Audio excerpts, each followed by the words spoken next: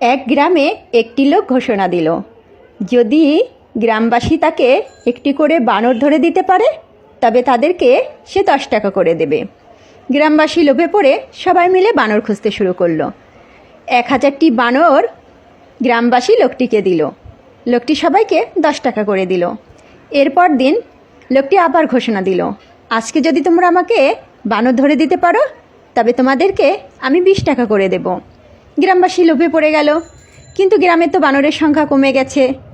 অনেক খোঁজার পরে 300টি বানর খুঁজে পেল। লোকটি 300টি বানর কিনে নিল 20 টাকা করে। এরপরের দিন লোকটি আবার ঘোষণা দিল, তোমরা যদি আজকে আমাকে বানর দিতে পারো তবে তোমাদেরকে আমি 25 টাকা করে দেব, আর এর পরের দিন 50 টাকা করে দেব। গ্রামবাসীর তো খুবই লোভ হলো, কিন্তু গ্রামে তো বানরের সংখ্যা কমে গেছে, নেই বললেই চলে। সবাই মিলে চিন্তায় পড়ে গেল।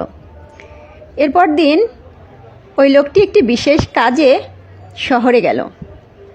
গ্রামে তার ম্যানেজারকে রেখে গেল।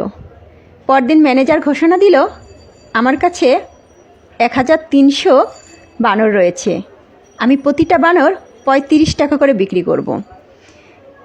তোমরা যদি 35 টাকা করে আমার কাছ থেকে বানর কেনো তাহলে আমার মহাজন আসলে মহাজনের কাছে 50 টাকা করে বিক্রি করতে পারবে, তোমাদের লাভ হবে।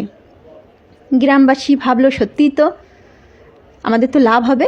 এবার গ্রামবাসী যার যা ছিল সব কিছু বিক্রি টিক্রি করে ম্যানেজারের কাছ থেকে 35 টাকা করে বানর কিনে নিল। এরপরের দিন গ্রামবাসী সেই ম্যানেজারকেও আর খুঁজে পেল না, সেই মালিককেও আর খুঁজে পেল না। এরপর গ্রামে শুধু বানর আর বানর।